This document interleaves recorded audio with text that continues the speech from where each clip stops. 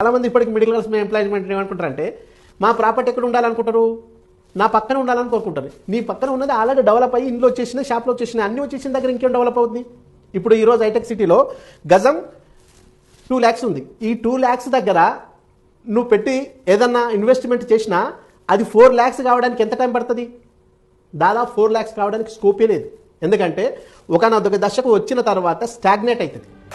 అదే తెలివిగల వాళ్ళు ఏం చేస్తారు, ఏమి డెవలప్ లేని చోట, బాగా డెవలప్ అయ్యేదానికి అవకాశం ఉన్న చోట గుర్తించి తీసుకుంటారు. కాబట్టి తక్కువ పెట్టుబడి పెట్టి ఎక్కువ లాభాలు ఆర్జించి వాళ్ళు కోటీశ్వర్లు అయ్యారు. కానీ మిడిల్ క్లాస్ వాళ్ళు ఏం చేస్తారు, వాళ్ళకి దీని మీద సంపూర్ణమైన అవగాహన లేకపోవడం వల్ల వాళ్ళ చుట్టుపక్కల తీసుకోవాలనుకుంటారు. వాళ్ళ చుట్టుపక్కల తీసుకుంటే డెవలప్మెంట్ కాదు, అది ఇల్లు కట్టుకోవడానికి పనికొస్తుంది తప్ప ఇన్వెస్ట్మెంట్కి ఎలా పనికొస్తుంది?